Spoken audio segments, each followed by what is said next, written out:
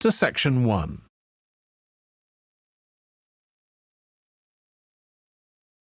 Section 1. You will hear a university administrator telling a group of new students about the central campus buildings and the facilities they provide. First, you have some time to look at questions 1 to 6.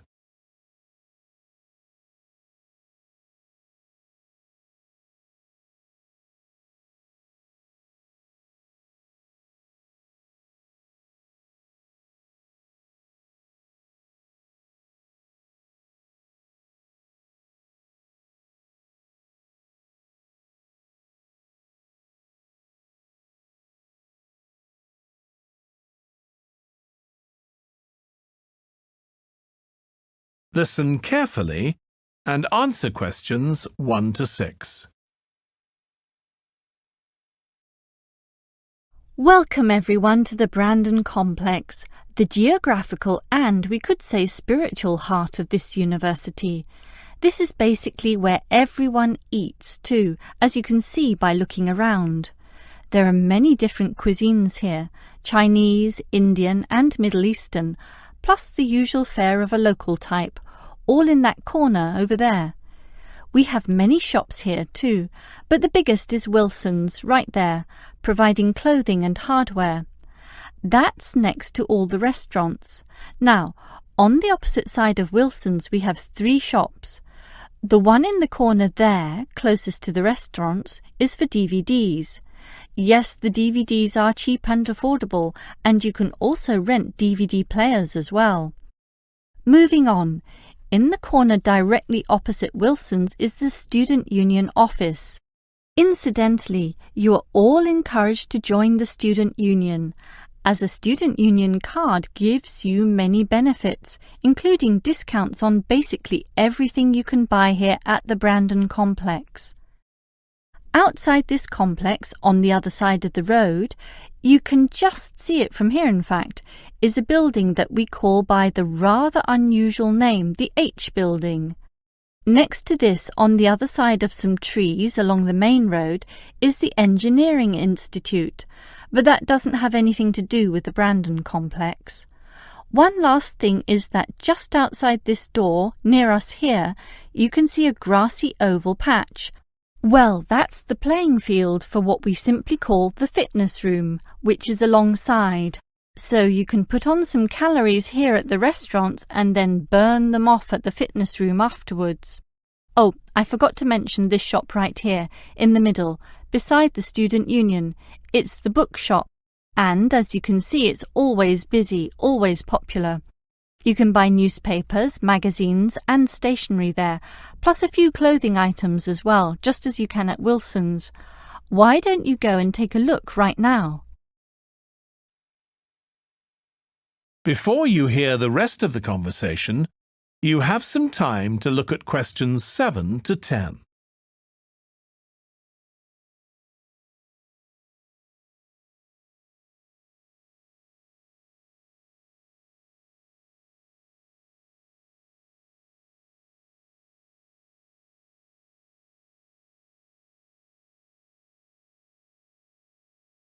Now listen and answer questions 7 to 10. During your stay here, you might want to know what there is to do. Let's turn to the plan so I can familiarize you with the layout of the park. Most tourists would choose to stay in our guest house, located in the southeast corner. It features 63 tastefully appointed guest rooms, many of which offer spectacular views of the park. You'll find a home away from home at our guest house.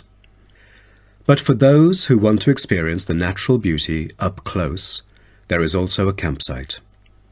When you get out of the guest house, go straight ahead, turn right at the end of the road. To your left, there is a campsite amongst the trees where you could spend a night under the stars together with owls and chipmunks. If you look at the top left of the plan, you will notice a picnic area. You can either bring your own food, or we can deliver food to you. Barbecue is an option. The business centre is situated directly opposite the picnic area.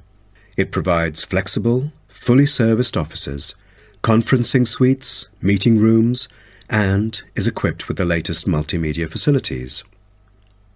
Wired, as well as wireless, high-speed internet is available within the entire premises. The centre is designed to cater to both individual travellers and corporate groups. Visitors can also go to the museum, which holds a vast collection that exhibits local history and a natural habitat. You start from the guest house, just turn left at the first conjunction, then walk past the tea house, turn right. You'll see the museum after making the third right. Have you found it? Pretty easy, right? To spend a delightful afternoon with a book and a fresh cup of coffee, you can go to the only cafe in the park. From the guest house, you go straight, then take the second right, and you'll see the cafe right in front of you. You might want to check out our all-season tennis court, which offers instruction for all ages and skill levels. It is located right opposite the cafe. That is the end of section 1. You now have half a minute to check your answers.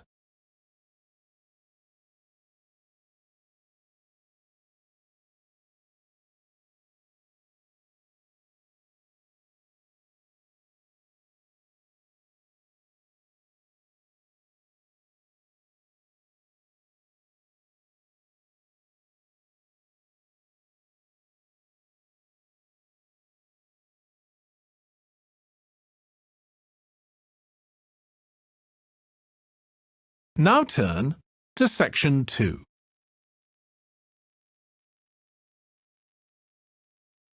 Section 2. First, you have some time to look at questions 11 to 15.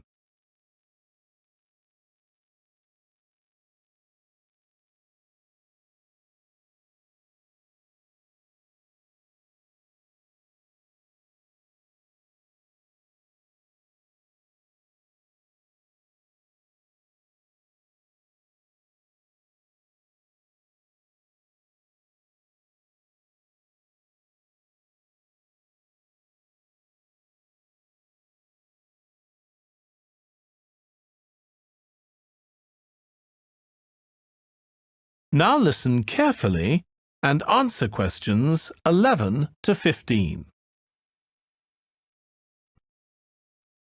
Now, let's start by seeing where you can go. As you can see on our map in the brochure I've given you, we are here at the reception block.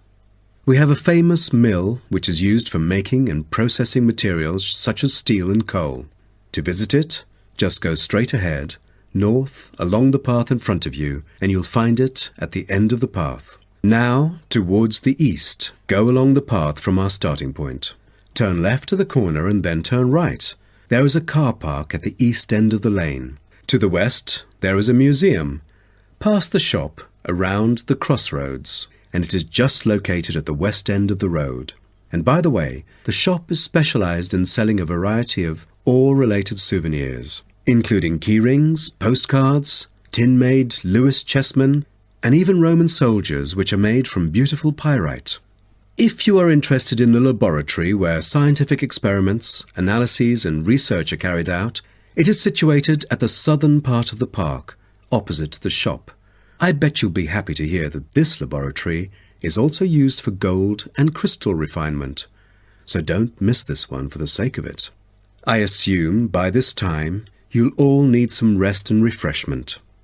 So we have an excellent cafe which caters for delicious food and beverages at the other side of the road next to the shop. Of course, if you want to spend some time in the fresh air, we have a perfect picnic area which is just right and northeast of the reception block. Further east, there is a path leading to the northern part of the park, and at the end of it is the toilet. Now, most of the visitors would choose to use the mailbox and send the beautiful postcards to their friends. To reach it, just...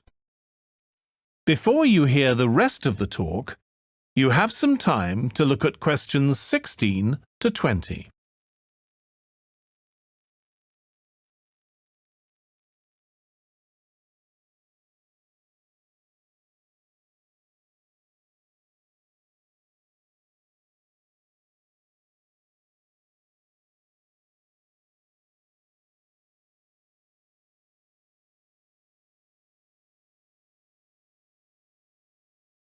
Now listen and answer questions 16 to 20. Welcome to everyone here.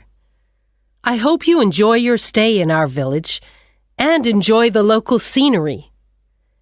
I'll tell you a bit about the forest and mountain tracks in a minute, but first, I'll just give you an idea of where everything is in the village. So, we're here in the Tourist Information Center, and when you come out of the center, you're on Willow Lane, just opposite the pond. If you want to get to the supermarket for your supplies of food and water, go right. That's the quickest way, and then turn right at the top of Willow Lane, and it's the second building you come to, opposite the old railway station. If you're planning on doing some serious climbing and you need some equipment, we do have an excellent climbing supplies store just 5 minutes walk away. Turn left once you're outside the Tourist Information Center. Take Willow Lane all the way up to Pine Street. You want to go left along here. Then keep walking and go up Mountain Road on your right until you come to the next turning on the left. Head down there and you'll come to the climbing supplies store. If you get to the small building that sells ski passes, you'll know you've gone too far. You also need to head to Pine Street for the museum. It's small, but well worth a visit if you're interested in the history of the village and the old gold mining industry. So, when you reach Pine Street from here, you'll see the old railway line on the other side of the road. Turn left into Pine Street and keep going until you come to Mountain Road. And just past here, the museum will be on your left, just behind the railway line. Don't worry about crossing over the tracks. The train stopped running through here in 1985. If you're planning on following one of the easier forest walks, you might like to hire a bicycle. To get to the hire shop, again, you need to head to Pine Street.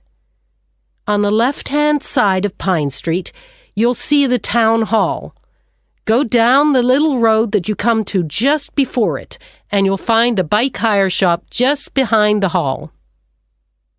They have a good range of bikes, so I'm sure you'll find something that suits your needs.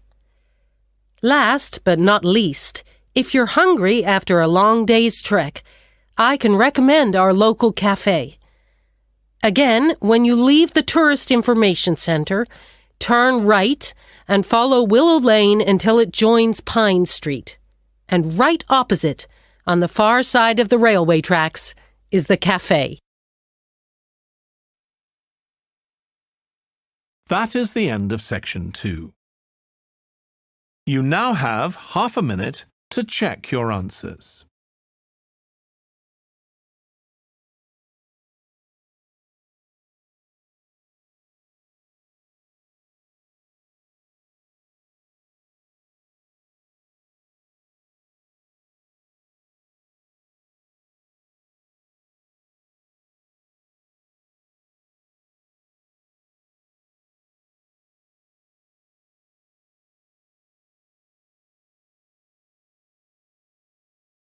Now turn to section 3.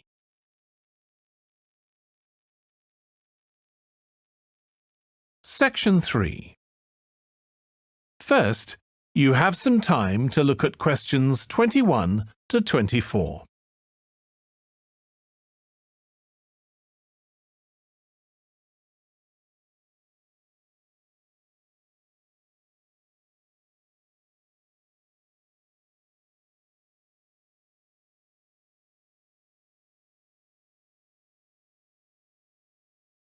Now listen carefully and answer questions 21 to 24.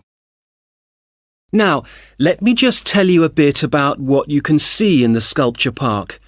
If you look at your map, you'll see the visitor centre, where we are now, at the bottom, just by the entrance.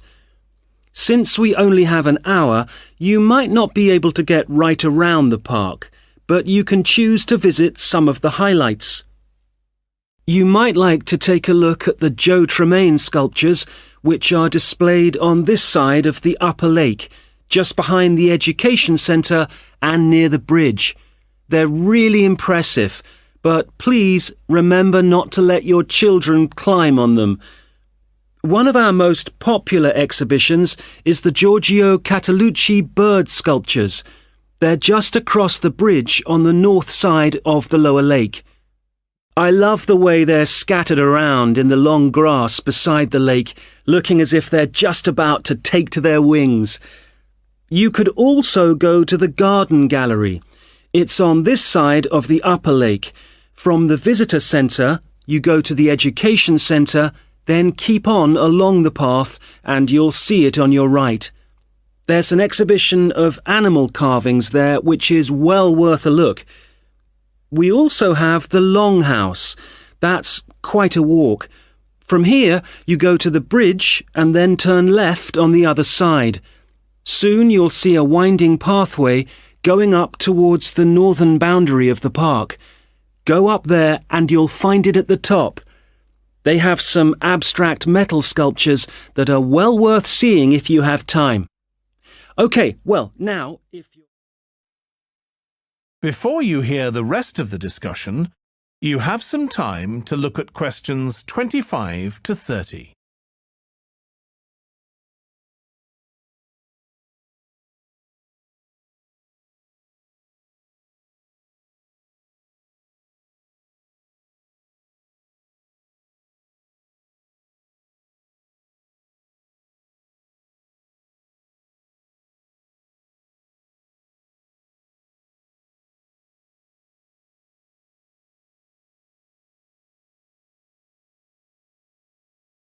Now listen and answer questions 25 to 30.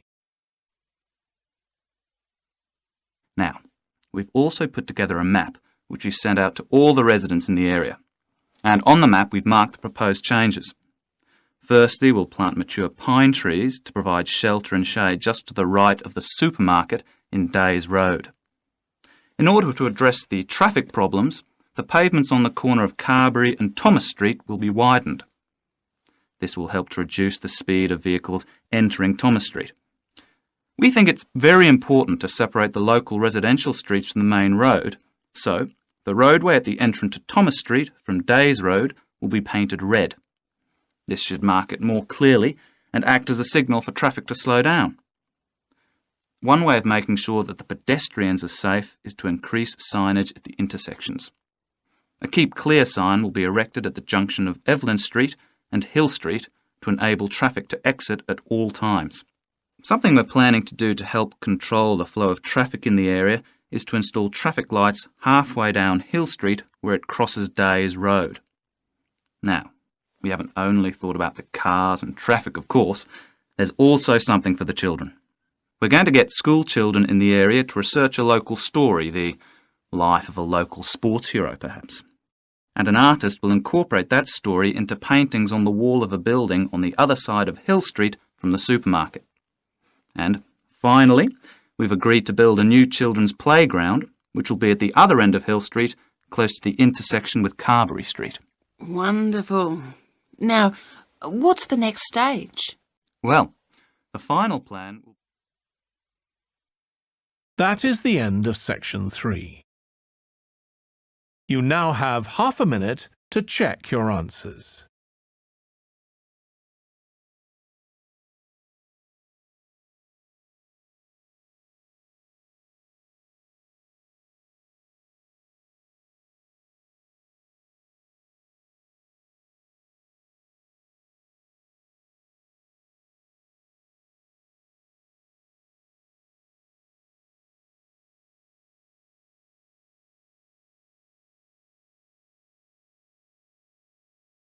Now turn to section 4.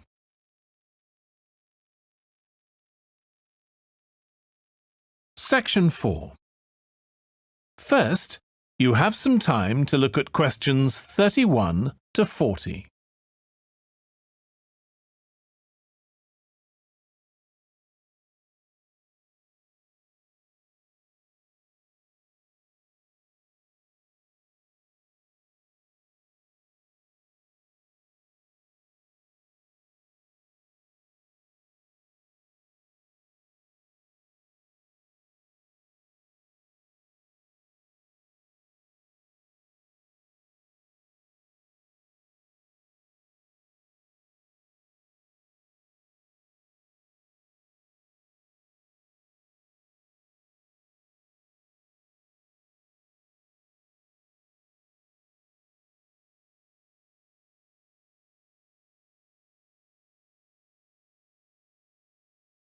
Now listen carefully and answer questions 31 to 40.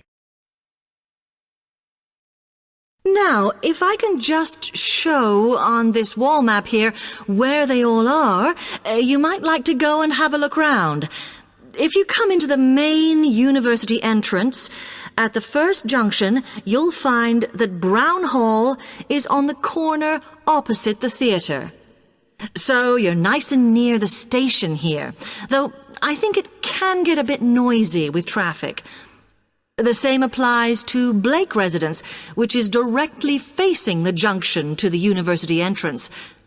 These halls are often used by medical students and such like, as they're out all day, so don't notice the noise. Anyway, if you then walk along Campus Road towards the main circle, you'll see the library on the corner, and Queen's Building is just past that as you head north. You will find that it is quieter here, and you may get fewer visitors. By the way, the circle is quite a feature of the campus, as it's set into the hills and has a brand new sports center in the middle. It's worth going to look around it. Now, the Parkway Flats are on the opposite corner to the library, facing the circle, as you head towards the main buildings. The main buildings are only about a 5-minute walk from here, and places in these halls go quickly, so my advice is to reserve your place as soon as possible. Then Temple Rise is inside the circle, next to the sports center, but further from the main university buildings. Now, if you'd like to go off and physically look...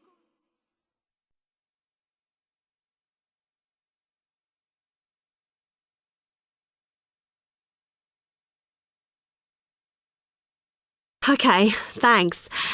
How can I get from here to Hackney then? Right, well, you can choose. We're here at the information office, OK? Now, next to us, on the corner of the High Street and Sweet Street, is the bus stop, opposite the bank. Uh-huh. The bus goes all the way to Hackney, but it is a very indirect route, so it could take ages. Ugh. If you want to take the train, walk down the High Street towards the city. Go past the bank, and on your left is the station, just before you get to the post office.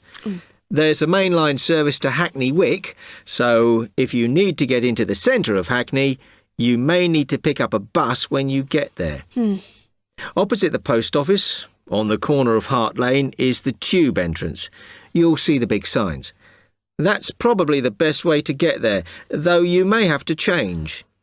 It's probably best if you go and get a travel card first. Oh. To get to the ticket office, you go out of here onto the High Street.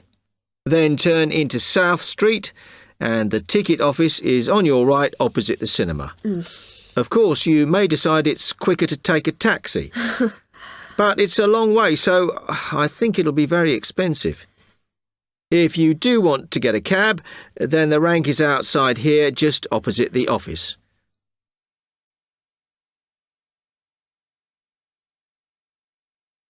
That is the end of section 4. You now have half a minute to check your answers.